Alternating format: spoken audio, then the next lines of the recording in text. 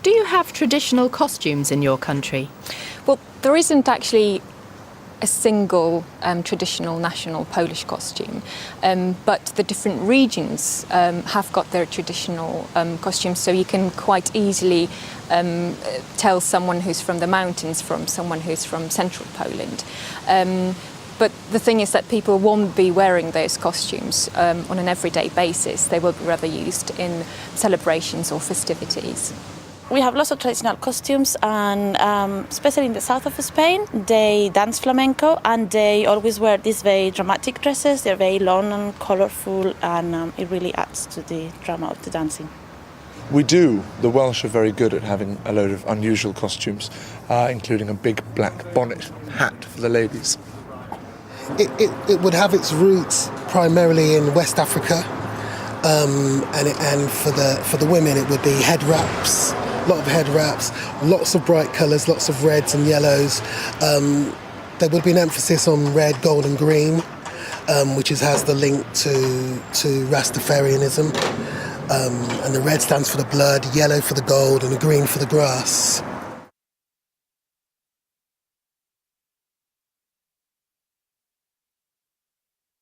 What cultural traditions are there in your country? Well, the cultural traditions really vary quite a lot from region to region. But the one interesting thing about the tradition in Poland, which is quite different from what happens here in England, is that at Christmas time, for us, Christmas Eve is the most important day of Christmas. This is where the family get together. And this is also the day when we open our presents. We have lots of local festivals, especially during the summer. You can travel all around Spain, going to lots of different local fiestas everywhere. We have a cultural display in Wales called the Eisteddfod, which is a lot of singing, poetry and cultural displays. From my parents' side, who were based from the Caribbean, there's a great tradition of colour and flamboyancy, linked to the carnivals and reggae music and calypso music.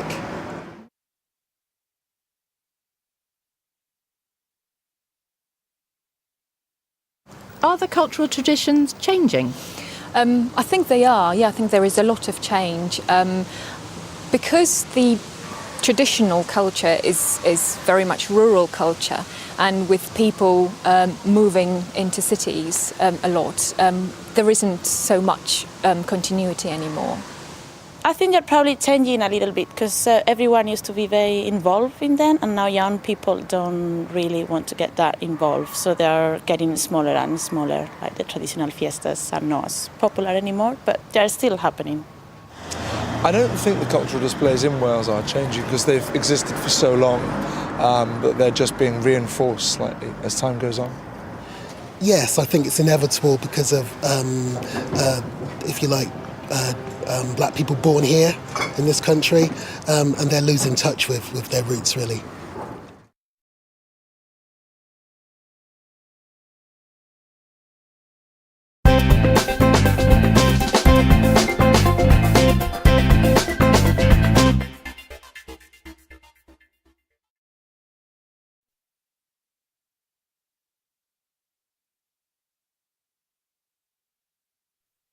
Do you get nervous in job interviews? Not really. It depends on how well I've prepared for the job interview. If I've read up about the company and done lots of research and understood what the job specification is, then I try not to get nervous. But sometimes being nervous is a good thing because it gives you a bit of adrenaline to make you think about what you're saying and give good answers. I'm lucky that I don't have to do job interviews being self-employed. Sometimes. Slightly. A little, it depends. I think probably if it's a job that I don't know whether I necessarily want or not, I'll probably be quite relaxed. And then further on, probably would get more and more nervous, yes.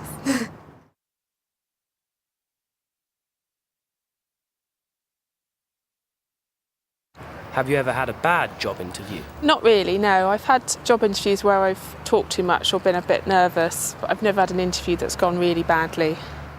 I have. I've had a very bad job interview for the Navy. It was a 3-day long interview and it was very, very tiring.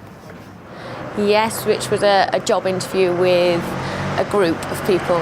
So a group interview, yeah. Yes. I was overconfident. I thought I knew everything, and surprisingly enough, I didn't get the job. I haven't, actually, but I was very, very nervous in the job interview, but I did end up getting the job.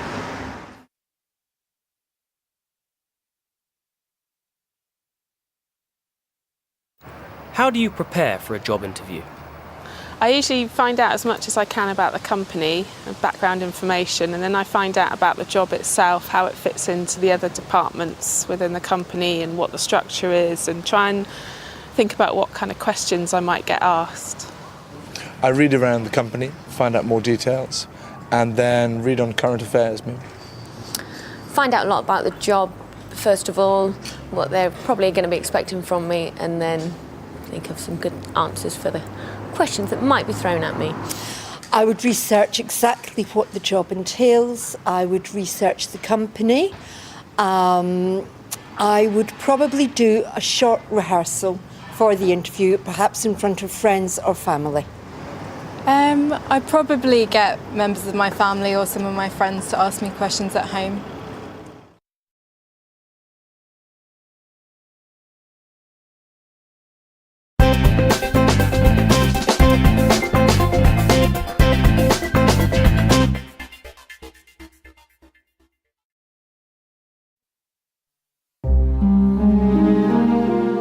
Alfred Hitchcock was one of the most famous and most successful film directors in the history of cinema.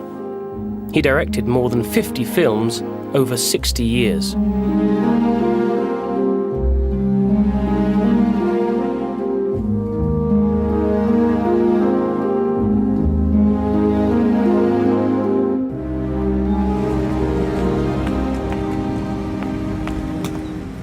He was born in East London on the 13th of August, 1899.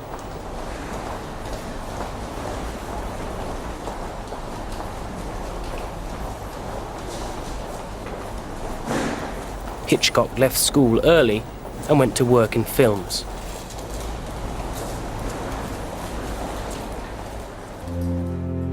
While he was working, Hitchcock met Alma Reville, and they married in 1926. Alma would work as a film editor or script editor on all of his films, and they would be married for over 60 years. None of these British film studios exist anymore. Even then, the British film industry was small.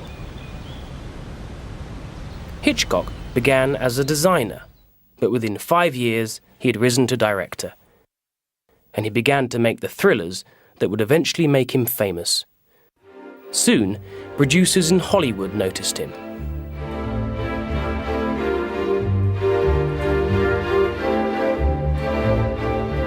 In 1937, Hitchcock, Alma, and their daughter, Pat, went to Hollywood. Hitchcock worked for David O. Selznick. Selznick was one of Hollywood's most successful and most flamboyant producers, and a man obsessed with control of his films. Hitchcock was the same, and though the two men never trusted each other, they made great films. The films won Oscars and turned actors like Cary Grant and Ingrid Bergman into stars.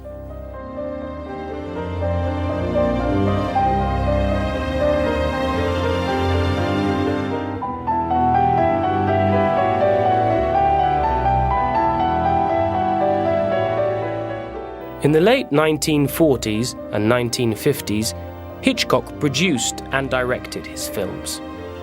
Each film was a huge success. Most were suspense thrillers, usually with a handsome star and a beautiful blonde leading lady.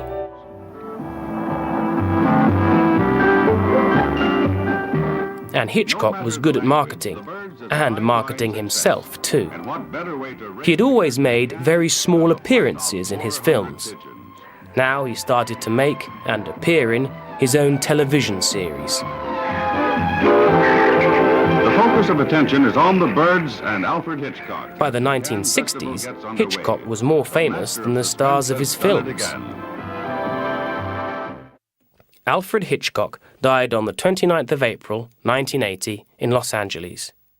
Today, many film directors try to copy his style, but they are never as clever as the master of suspense.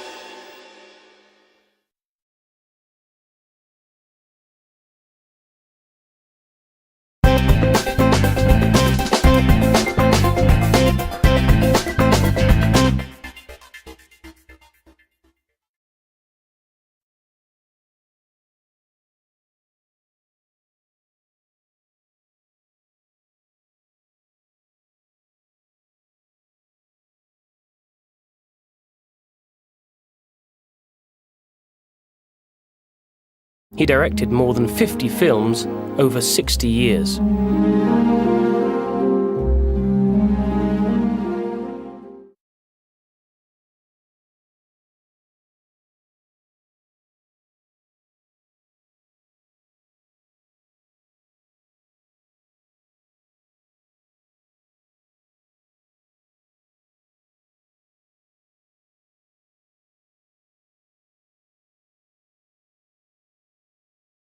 Hitchcock began as a designer, but within 5 years he had risen to director.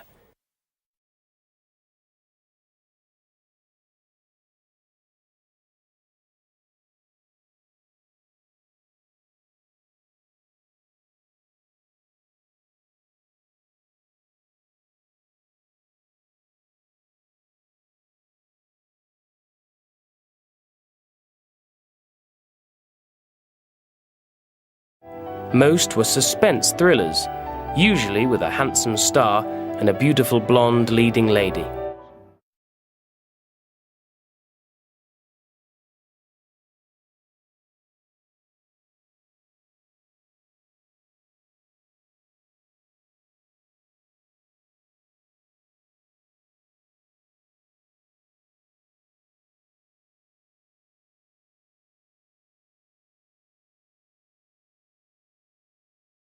Alfred Hitchcock died on the 29th of April, 1980, in Los Angeles.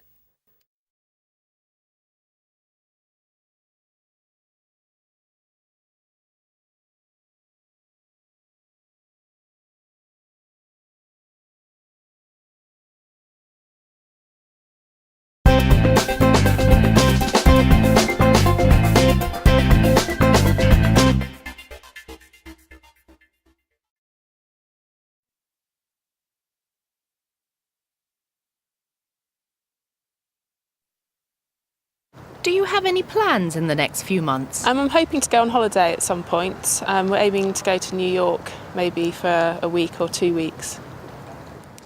Yes, I'm going to try and get fit. I'm going to walk more. I'm going to swim more. I'm going to eat more healthily. And I'm going to try and go to the cinema more. I plan to open another floor of my restaurant and then plan to have a very busy winter. I'm going to Brooks University in October and I'm learning the guitar. Yes, I do. Is to prepare myself for being pregnant.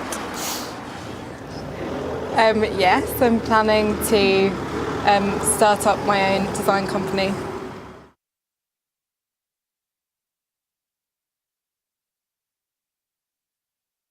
What do you think you'll be doing in 5 years' time? I don't really know. It's possible I'll still be working in my current job, or I might have left, or I might have gone and worked abroad, or I don't really know. I don't make 5-year plans. Hopefully I'll be retired. Hopefully I will be fit and healthy, and hopefully our son will be very successful because he's studying to be a journalist and he can look after his dad and I. In 5 years' time, I hope to be on a yacht in the Caribbean. I want to be qualified as a music therapist, and I want to make a lot more money than I'm making now. Hopefully being at home, being a mother. In 5 years' time, I think I'll be successfully managing my own company.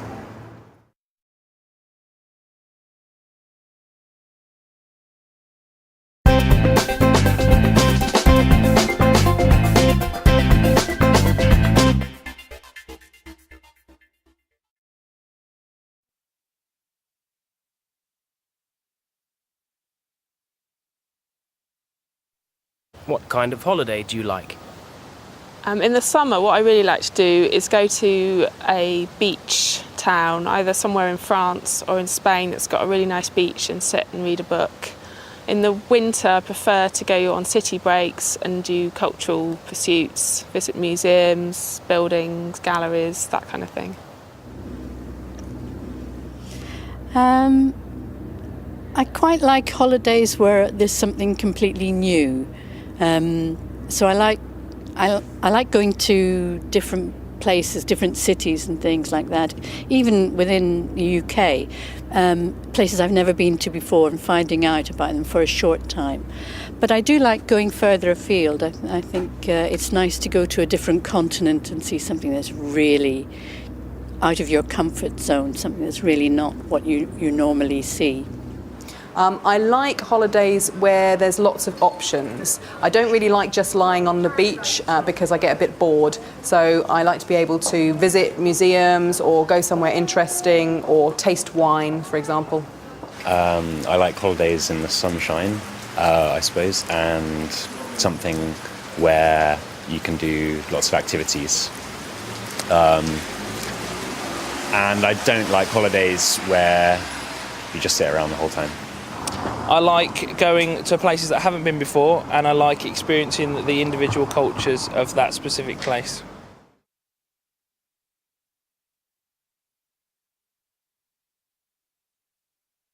What kind of holiday did you used to have as a child?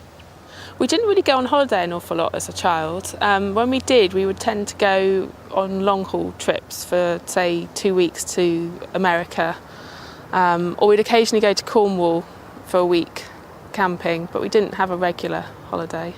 I used to go to the Irish seaside, which, if anything, is colder than the English seaside. And I used to go swimming every day and catch fish and potter around the rocks and explore and do things like that, and with my friends and my family. So they were very ordinary seaside holidays, but I loved them. It would tend to be activity-based, so my parents would take us walking or cycling or canoeing, quite often in France, sometimes in Germany too.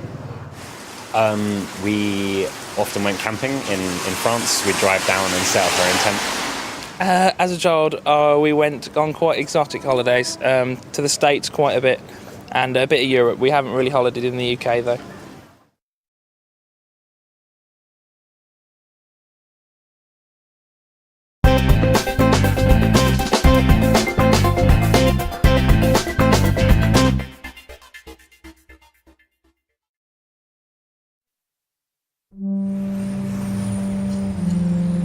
This is a monument in Dublin city centre to the many people who died in the Irish potato famine in the 19th century.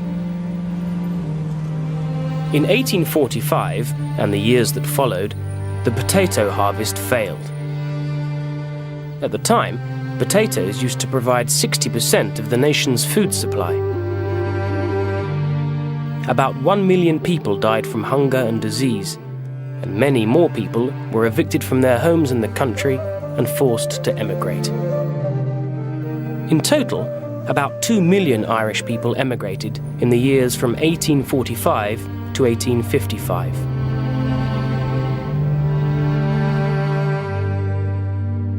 Many people left Ireland via Liverpool and England for the east coast of North America, where they hoped to find a better life. The voyage across the Atlantic was often dangerous in itself.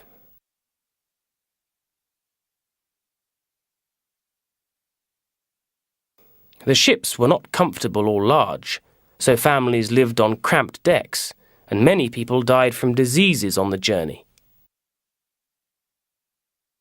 The ships landed either in Canada or in the American ports of Boston and New York.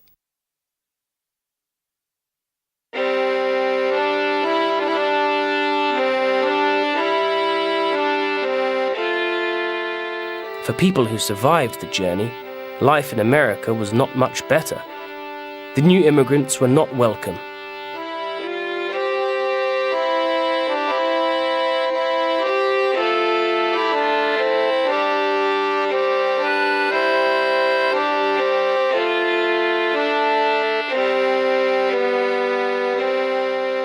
Our position in America is one of shame and poverty, wrote one immigrant.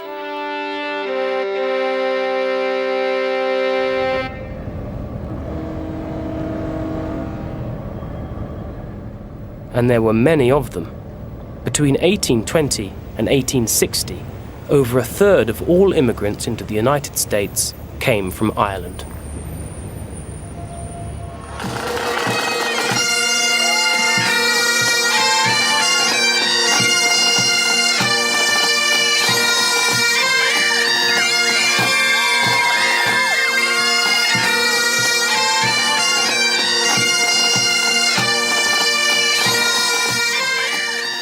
But attitudes to the Irish slowly changed, and today, Irish Americans are very proud of their ancestry.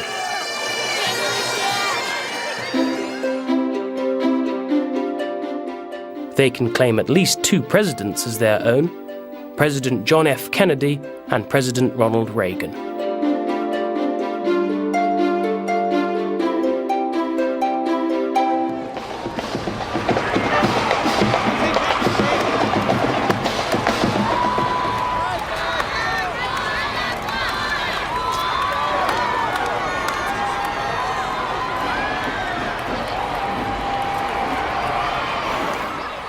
This is St. Patrick's Day in Boston, President Kennedy's hometown, and one of the best days to visit the city.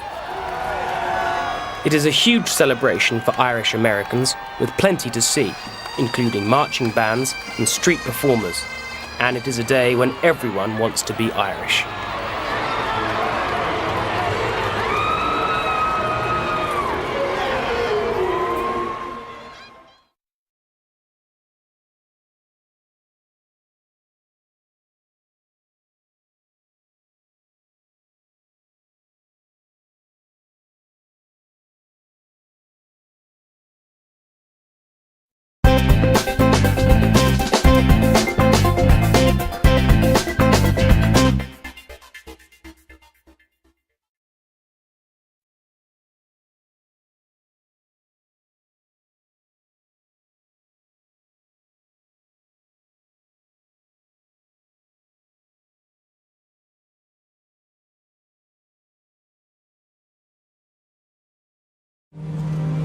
In 1845, and the years that followed, the potato harvest failed.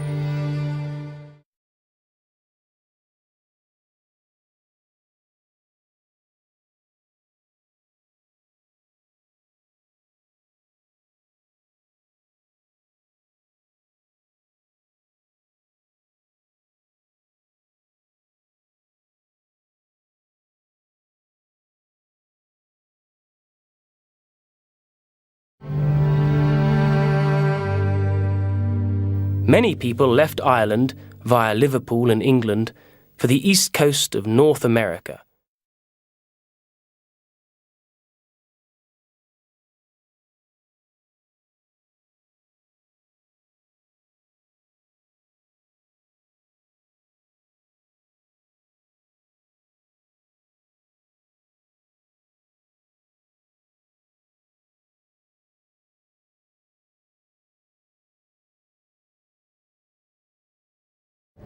Between 1820 and 1860, over a third of all immigrants into the United States came from Ireland.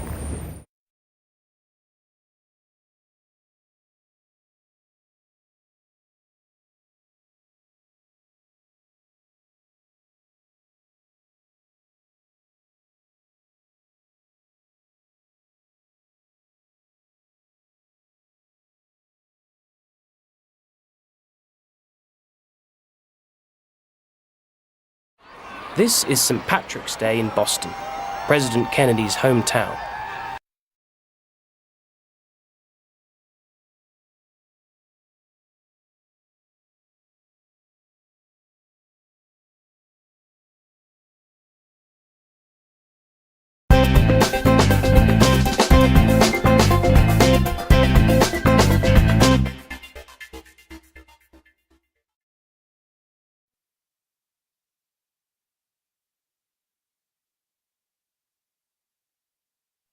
Do you try to speak the language when you visit another country? I do. I speak French anyway, so if I go to France I always speak the language. But I try and pick up a few local phrases or try and learn vocabulary for items of food so that I can order food and drink in their language. Yes, I do like to try to speak the language. I'm not always very good, but I think if you try, then people will give you a chance.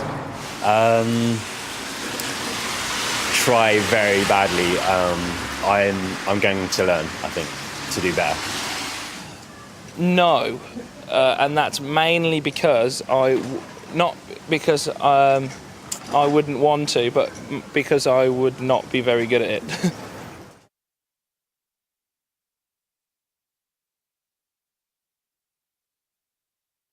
What cultural differences have you noticed when travelling? Generally, the biggest difference I notice is usually to do with eating and drinking. Generally, I noticed that, for example, on the continent they eat later, they tend to go out later, evening entertainment starts much later and goes on until the early hours of the morning, whereas here we tend to kind of go home at midnight. They have siestas as well, which we don't really have here. In some countries, I think formality and politeness are really important. So in Japan, for example, and Vietnam, where I was last year, doing things properly and introducing people were very, very important. Well, I've been to places like China, where there's quite an obvious cultural difference. People have a different idea of privacy, I found. But also, just in France, there are cultural differences with regards to drinking and things like that. I haven't really noticed any that I could mention.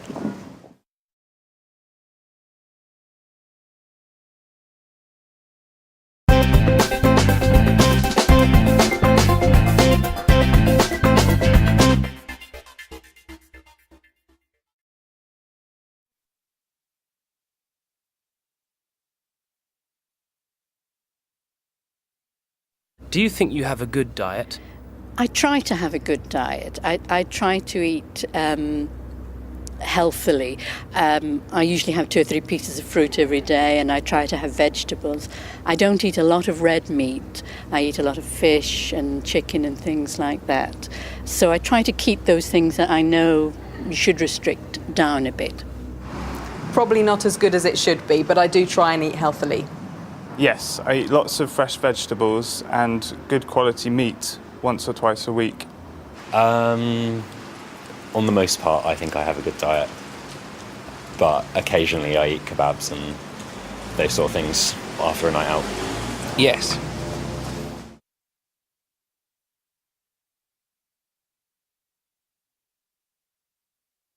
What could you change about your diet to be healthier?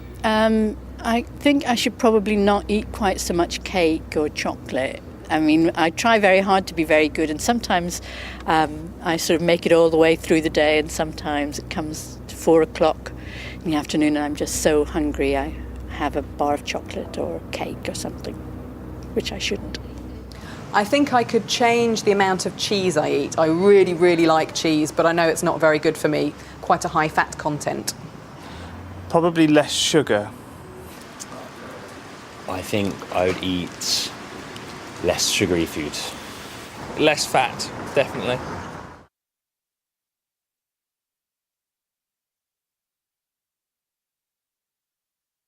What did you eat when you were a child?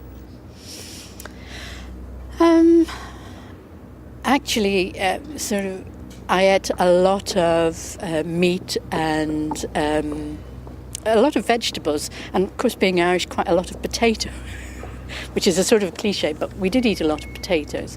But I think in my family, my father would have thought it odd not to have meat at every meal, so we did. We didn't have puddings, we didn't have a lot of desserts and things like that, so that probably was good. All sorts of things, really. I wasn't really a fussy eater. I liked fish fingers and baked beans, obviously, and chicken Kiev was a real favourite. As a child, I ate a lot of crisps, fizzy drinks and sweets. My mum was quite strict with my diet, so I had 3 square meals, balanced diet, carbohydrates, meat, vegetables. Quite exotic things, lots of different things. My mum is a very good cook, so we've had lots of different things while I was growing up.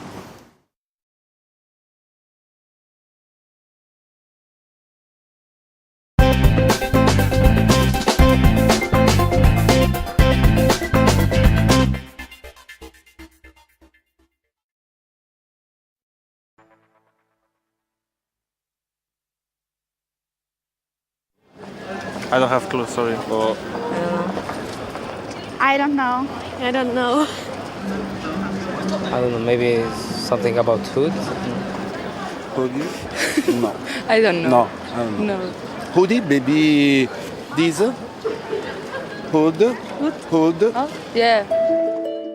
If you're not sure what a word means, the easiest thing to do is to look it up in a dictionary. This is the 2nd edition of the full Oxford English Dictionary. It was published in 1989 in 20 volumes with 22,000 pages and more than 615,000 words. It weighs nearly 70 kilograms. Work started on the first Oxford English Dictionary in 1879. The editor, James Murray, thought it would take 10 years to complete. But he soon discovered that this was unrealistic. After 5 years, his team, which included his 11 children, had only managed to reach the word ant. Eventually, Murray succeeded in publishing the first part in 1884, with the last part following over 40 years later. The problem is that English is a living language and it's always changing.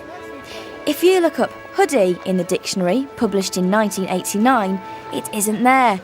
But today it's frequently heard in conversations, seen in newspapers, and used on TV and in films. So there have to be constant updates of the dictionary.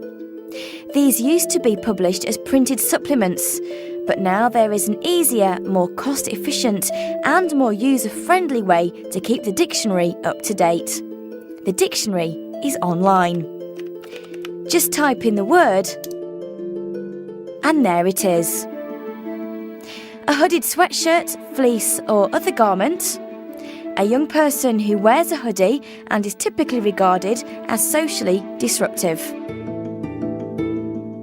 There are definitions, pronunciations, spellings and examples of the word in use. Keeping a dictionary up to date is a complicated and expensive process. About 60 people are working on it here in Oxford. But how do they decide which new words go in the dictionary?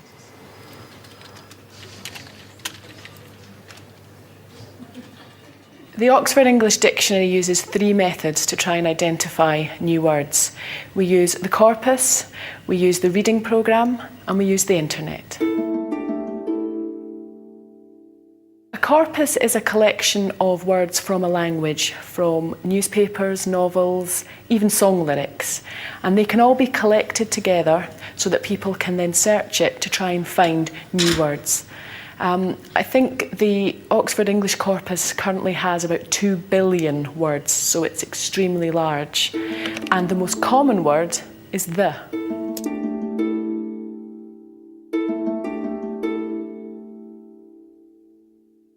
The reading programme is run in Oxford, and we have a number of readers from throughout the world who are reading novels, newspapers, things like that, to try to find new words.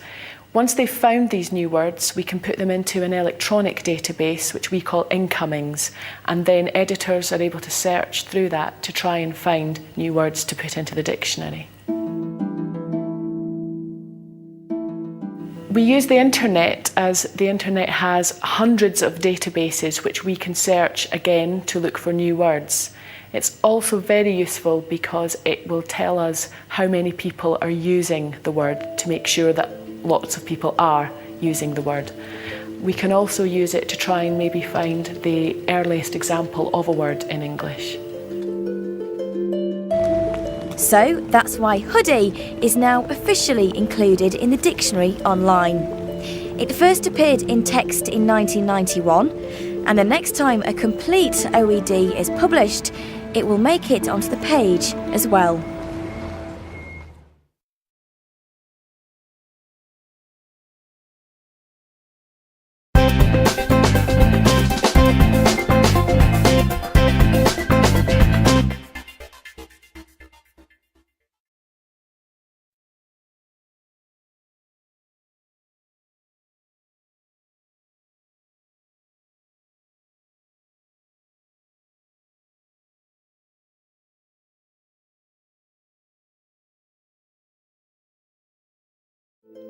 It was published in 1989 in 20 volumes with 22,000 pages and more than 615,000 words.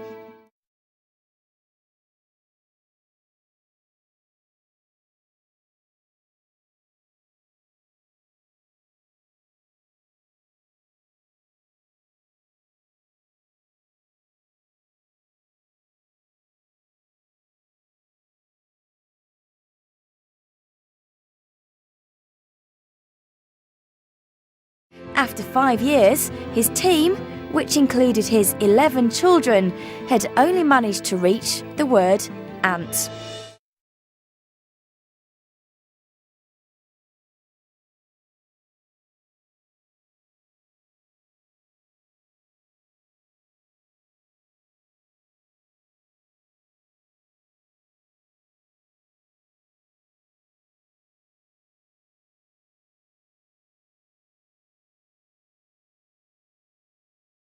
Keeping a dictionary up to date is a complicated and expensive process. About 60 people are working on it here in Oxford.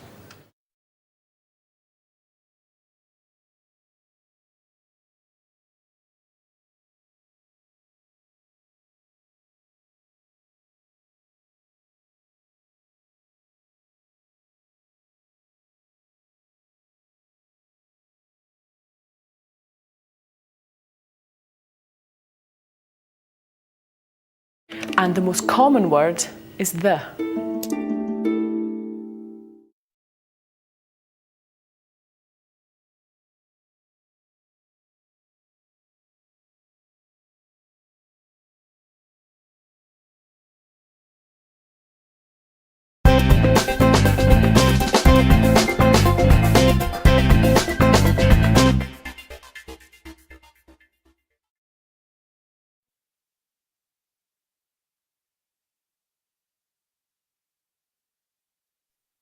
What's the most remarkable place you've visited? I would say the most remarkable place I visited is probably Death Valley in the States. It's part of a desert between California and Nevada, and it is probably one of the most inhospitable places you could live in. It's the hottest place on earth, I think. Well, several years ago I visited East Africa and travelled around Ethiopia and Kenya, and I found that to be just stunningly beautiful and a really, really fascinating place to be as well. Petra in Jordan, which is an incredible ancient city built into the rock.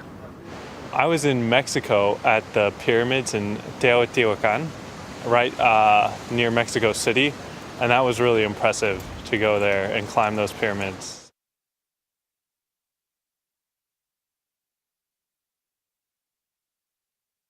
How used to travelling are you? I'd say I'm pretty used to travelling. I do quite a lot of flying, so I'm used to long haul trips as well. I'm used to airports, that kind of thing. I'm very used to travelling. I do a lot of travelling in my job. So I'm very used to flying, for example. I'm used to staying in hotels for 1 or 2 nights abroad. So very used to it, yeah. I travel quite often. Very used to. I used to live in Germany, actually. I grew up in Germany when I was a child, and so I've traveled all over the place. Very fortunate to have done that.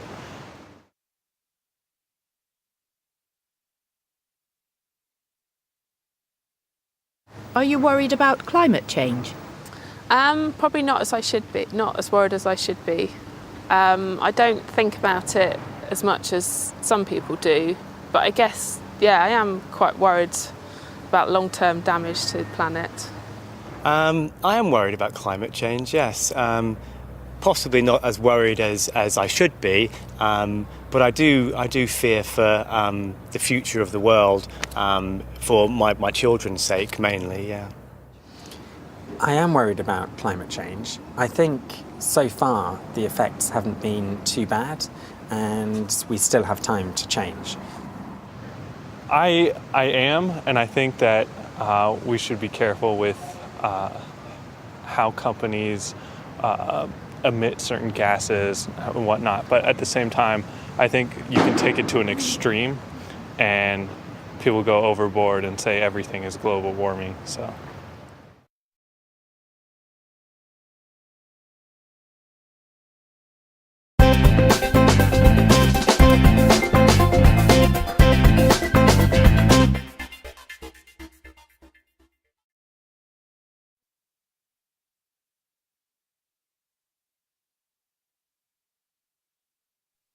How much TV do you watch?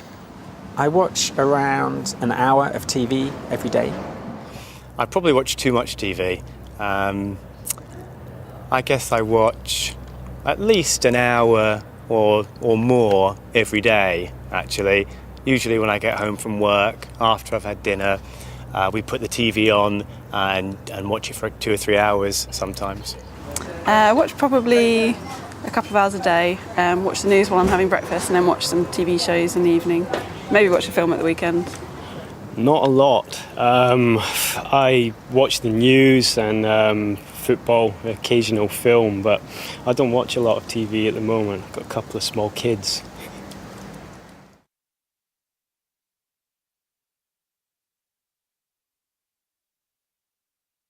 Do you think people watch too much TV? I think people do watch too much TV. Yeah, I think they do, especially children. I think if you're not careful, your children can end up watching 5 or 6 hours of television every day, which is probably not the best thing. I think some people watch a bit too much TV. I suppose it also depends what kind of TV you're watching, whether it's educational or just trash. I think people watch more than they used to, definitely. And now that people can watch on their laptops and things like that, yeah, people probably watch a bit too much.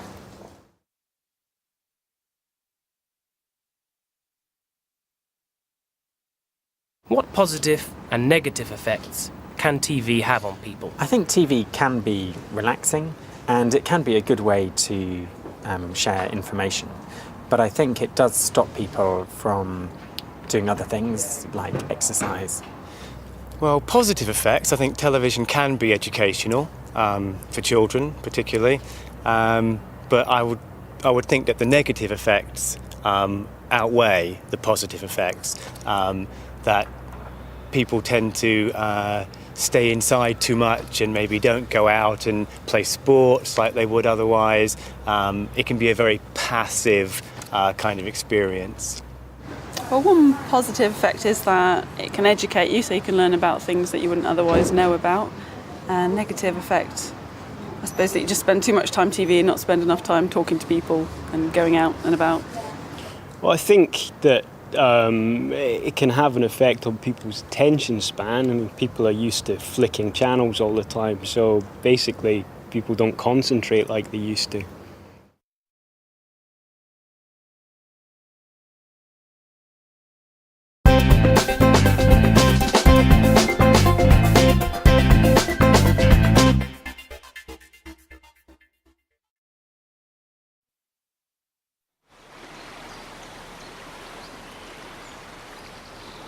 Queenstown is the extreme sports capital of the world and the ultimate destination for the traveller who's keen on adventure. And if you're not averse to taking risks, you can try anything here, from parasailing to skydiving. Over 1 million visitors a year come to this small town, which is situated in the dramatic southwestern corner of New Zealand's South Island. And there are few places as naturally beautiful as Queenstown. The town lies on the edges of the crystal clear Lake Wakatipu, which is one of the largest and deepest lakes in New Zealand. It has stunning views of the Remarkables mountain range, which is one of only 2 mountain ranges in the world to travel directly from north to south. This area hasn't always been a tourist destination where people jump off bridges for fun. It used to be a quiet sheep farming district. Then, in 1862, gold was discovered in a river near Queenstown. The discovery attracted thousands of people to the area, and suddenly it was at the centre of a gold rush. But the town didn't have time to get used to its new popularity. By the late 1800s, gold was no longer being found in the rivers, and people started to leave. By 1900, Queenstown was nowhere near as big as it had been just 10 years earlier. After the gold rush was over, the first tourists started coming to the area. Famous walking routes were established for visitors who wanted to explore the unspoiled wilderness on foot.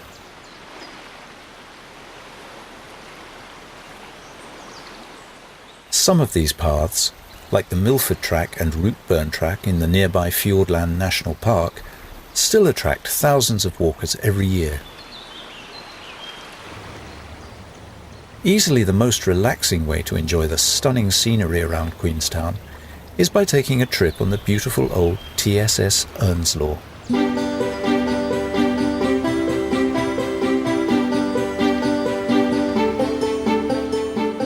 The Earnslaw, which first crossed the lake in 1912, travels at a leisurely pace so the views can be properly admired.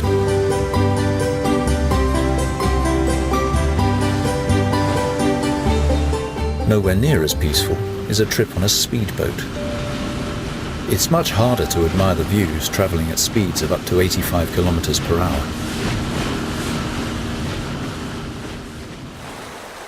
The Shotover River, which runs through deep canyons to Lake Wakatipu, is the location of one of Queenstown's most exciting experiences, the Shotover Jet. The jet has operated since 1970, and over 2 million people so far have taken this thrilling trip.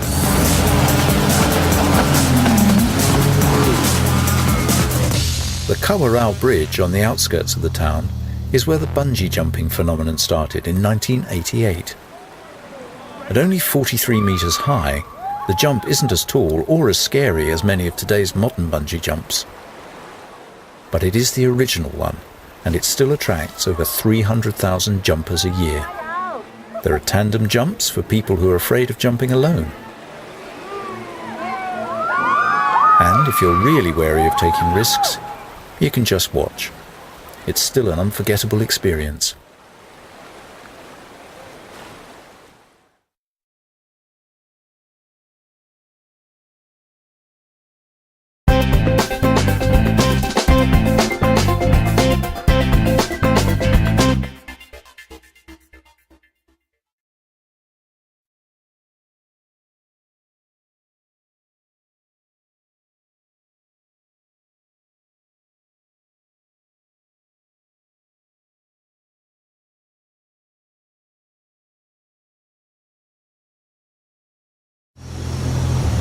Over 1 million visitors a year come to this small town, which is situated in the dramatic southwestern corner of New Zealand's South Island.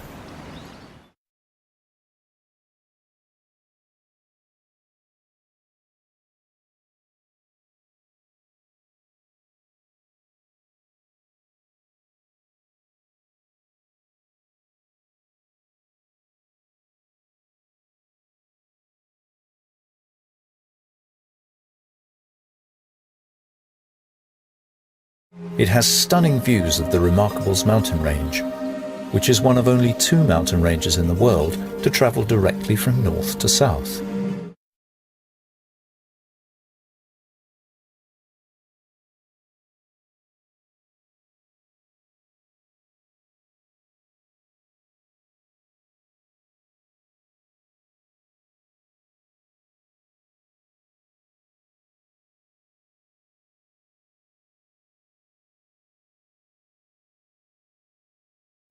The Earnslaw, which first crossed the lake in 1912, travels at a leisurely pace so the views can be properly admired.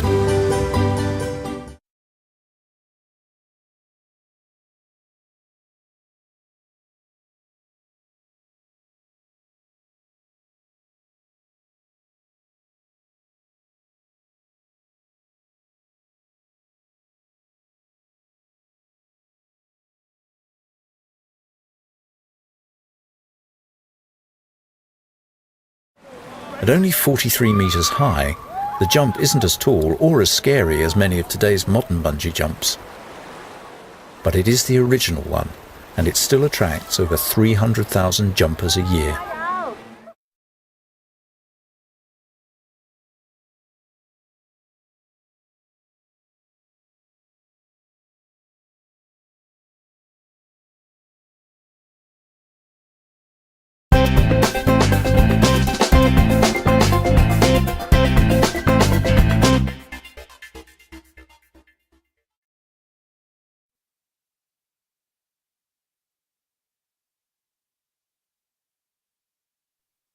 How would you describe your personality? I'm fairly outgoing, friendly, usually. Willing to try new things. Although I do have my moments when I like things to be quiet and peaceful, and I'd rather spend time on my own, for example. I'm quite sociable. I like to spend a lot of time with my friends. I work quite hard, fairly easygoing. Friendly, I think. I think I'm quite a friendly, outgoing person.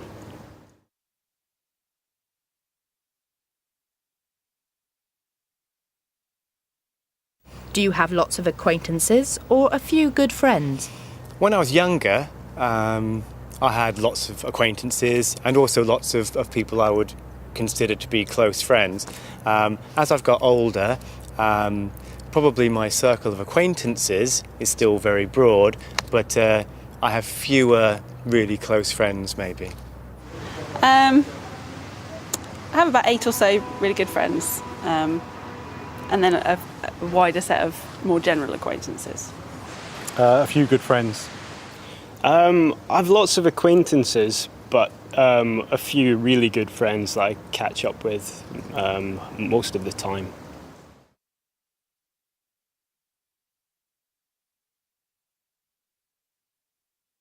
How important to you is your social life? Again, when I was younger, it was very important to me. I find now that my family life is more important than my social life. But, of course, I still enjoy going out with friends and that kind of thing. It's quite important, yeah, it's quite high on my list of priorities. I think friends are quite important, especially where families live a long way apart. Your friends kind of become your second family. Oh, it's very important. Yeah, friends are always there. You know, you can always pick up the phone to a real friend and they're always there, whatever you've done. So friends are very important. Yeah, really important. I mean, I like to get out and about as much as possible and meet new people.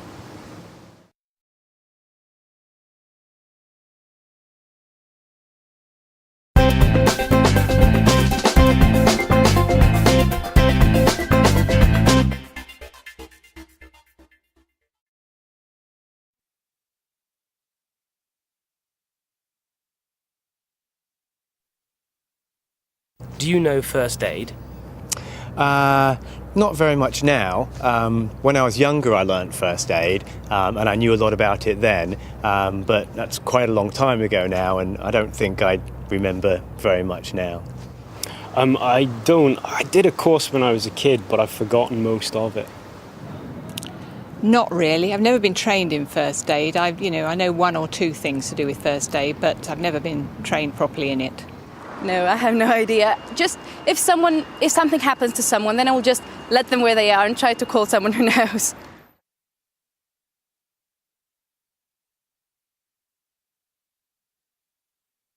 Have you ever given or received first aid? I've never received first aid, actually. For giving first aid, I've only really given first aid to my children when they've fallen over and I've put a plaster on their leg, or when they've cut their finger, for example. So that kind of thing, yeah. I've received some. A couple of years back, I walked through a window, and luckily there was someone there who knew what to do, because, I was bleeding quite badly. No. No, never.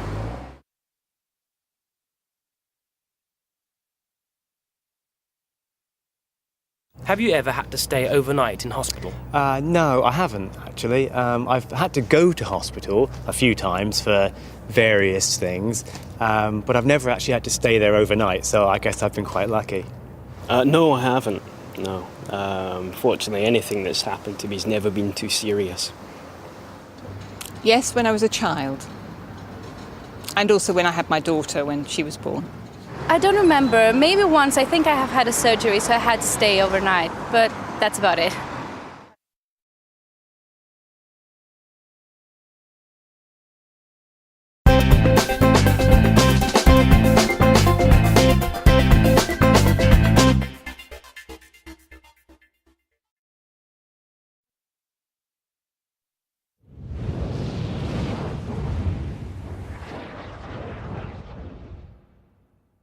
When people talk about New York City, they are usually referring to Manhattan. But Manhattan is by far the smallest of the 5 boroughs that make up New York City. The others are Queens, the Bronx, Brooklyn, and Staten Island.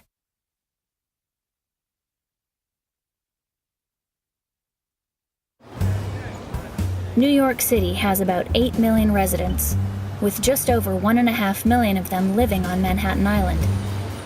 Another 2.5 million commute to Manhattan daily.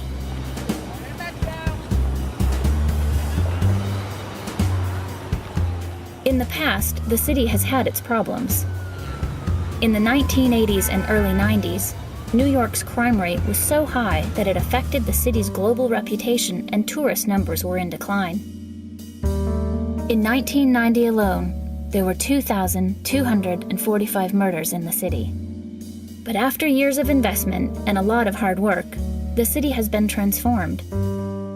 In 2007, there were fewer than 400 murders. If the authorities hadn't been able to reduce the crime rate, perhaps the city wouldn't have become the tourist attraction it is today. Between 1991 and 1997, the number of tourists rose by nearly 40% to 32 million a year. By 2008, New York was the most popular destination in the USA, with over 45 million visitors.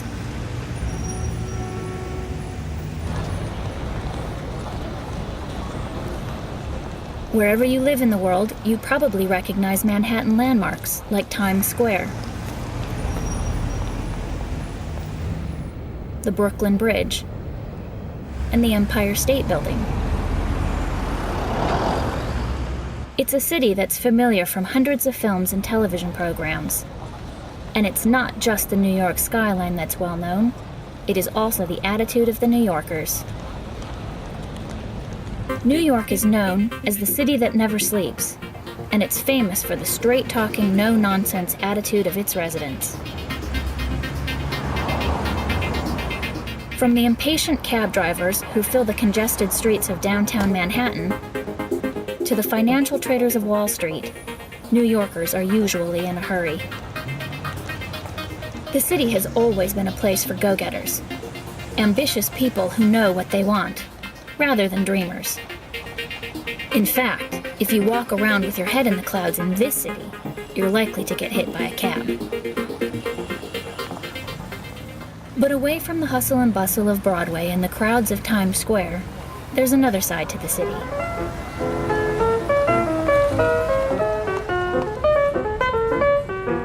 Areas like Greenwich Village are home to a different kind of New Yorker.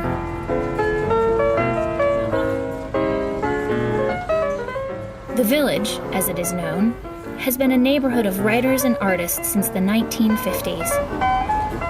Today, it's an area full of small boutiques, cafes, and bookshops. But the Village residents are still renowned for their creativity, intellectualism, and tolerant attitude. In this city of 8 million, the people are more diverse than in almost any other city in the world, and that's one of the things that makes New York such a fascinating place to be.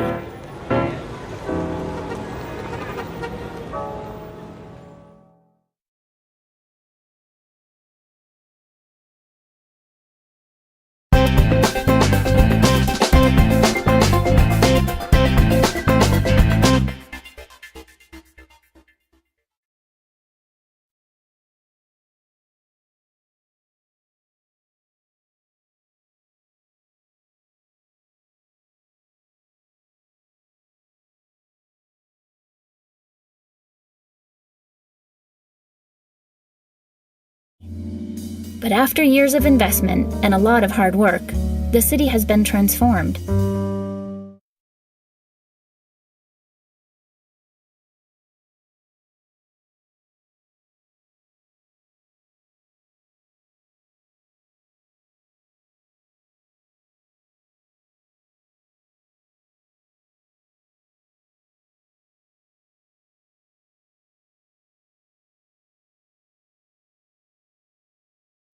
Between 1991 and 1997, the number of tourists rose by nearly 40% to 32 million a year.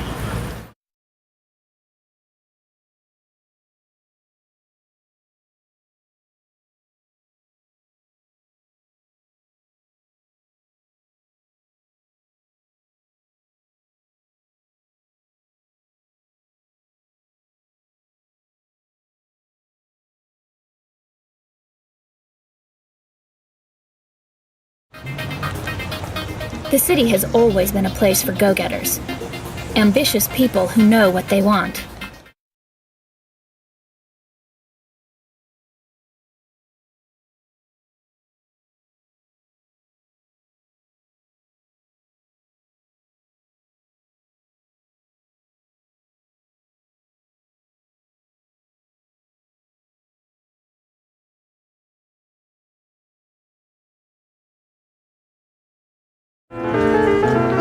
In this city of 8 million, the people are more diverse than in almost any other city in the world, and that's one of the things that makes New York such a fascinating place to be.